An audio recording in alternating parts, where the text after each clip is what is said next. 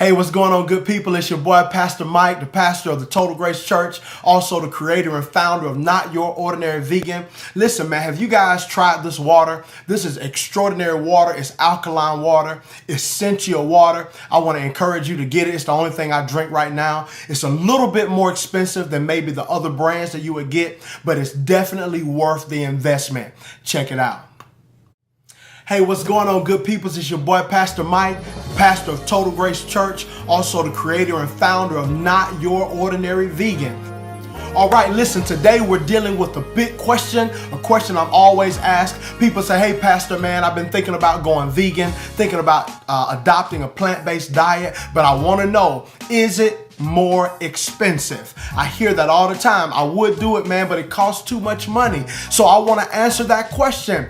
Does it cost more money to eat vegan? My answer is, hey, listen, if I'm honest with you, my answer is yes and no. The answer is yes and no. Wait a minute, man. How can it be yes and no? Here's the reason. So in this video, this is what I want to do. I want to give you two big mistakes that people make when they're trying to go vegan. And then I want to give you some best practices on how to make sure you keep your costs down. Oh, wait, but before we get into it, man, do your boy a favor. Make sure you hit the subscribe button. Go ahead and click it. Click the subscribe button, man. If this is benefiting you in any way, I want you to give us a thumbs up, like the video, share it with all your friends. And if nothing else, man, I hope we encourage you and inspire you to adopt plant-based eating just into your lifestyle. All right, we want to find out if eating vegan is more expensive than your regular meat-based diet. Let's deal with it. Let's get to it.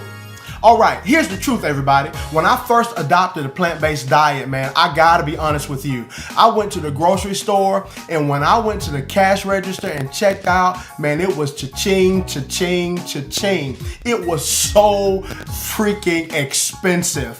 I told them, it's no way we can keep doing this. Listen, there's 5 people in my house, man. Me, my beautiful wife, my beautiful 3 daughters, and somebody should have told me, man, I hope she don't get mad at me, is that when these girls hit preteen and teens, man, they eat like men. So I'm surprised to see that my daughter eats so much, man. So when I say that it takes a lot of groceries to feed my family, man, it takes a lot of groceries.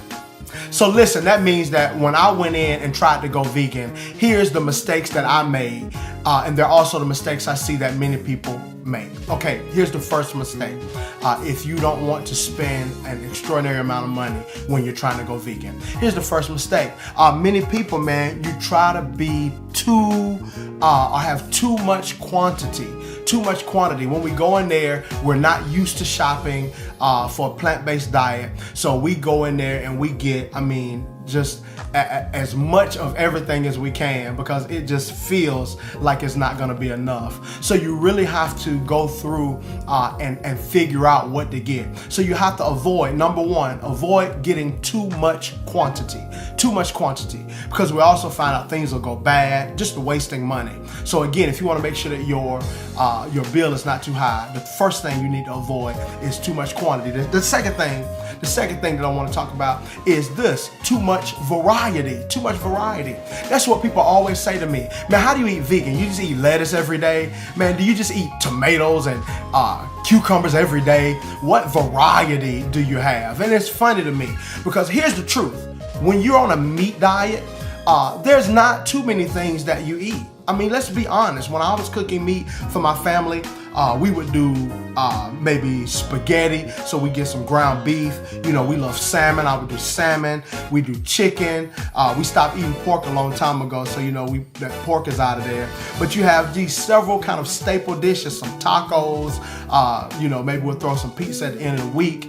Come the weekend, it's kind of free for all. And then on the weekends, on Sunday, if I didn't cook kind of a Sunday type dinner, we would just simply go out to eat. So our menu, it was pretty limited, and that's the way most people are. You're not going around just trying out all new dishes every day like you have a personal chef at home. The meals are limited. So with that being the case, it's the same thing when you go to a plant-based diet. Now here's the thing, there is such a huge variety of all different plants and vegetables, fruits and vegetables, that you could eat something different probably every day of the year. But who does that? So here's the thing, avoid too much variety.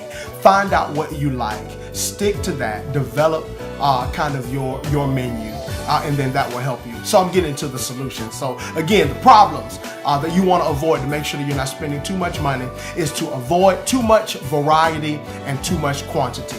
But listen to me, you'll get better at it.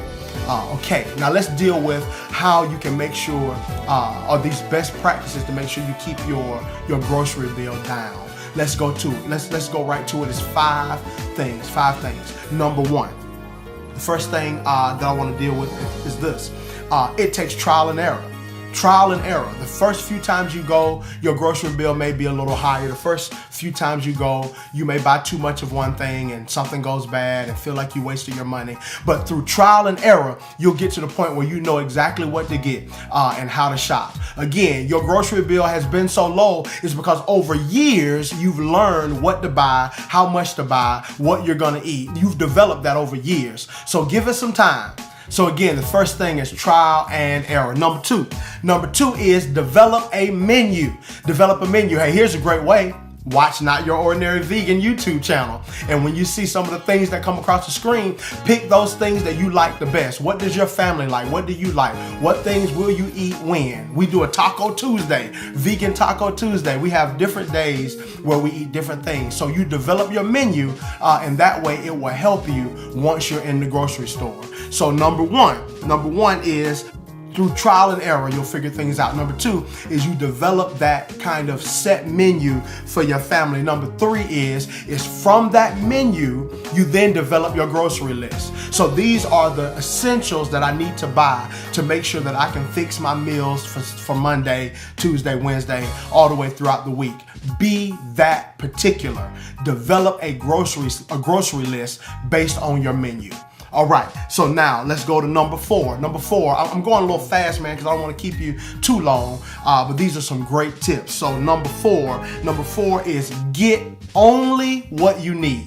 Get only what you need. Through trial and error, you figure out kind of some best practices. The second thing is that you get a menu for your house. From that menu, you then develop a grocery list. And from that grocery list, when you go into the store, only get what you need. It's so tempting to get these other things, but make sure that your essentials are taken care of first, right? That'll make sure you keep your grocery list price down. All right, now here's number five. Number five is big. When you're getting only what you need, only the essentials for the meals that you're gonna make, I want you to leave room in the budget. Leave room in the budget for return trips, because it never fails. You're gonna be fixing your Not Your Ordinary Vegan baked spaghetti, and it's gonna get down to it, and you're gonna be like, man, I forgot the garlic, or I forgot this, or I forgot that. So leave room for return trips. That way you stay within your budget. You keep your budget down and you stay within your budget. 5 things, man. 5 things to make sure that eating vegan will not be more expensive. Number 1, trial and error. Figure it out. Number 2, develop a menu. Number 3, develop a grocery list. Number 4, get only what you need. And number 5 is leave room for return trips. So again, I'm almost done, but I think this may help you. Here's kind of the core or basic things that I get every grocery trip. They are essential to the menu items for Not Your Ordinary Vegan. Number 1 is every color bell pepper possible. Every color bell pepper possible. As many onions as you can get.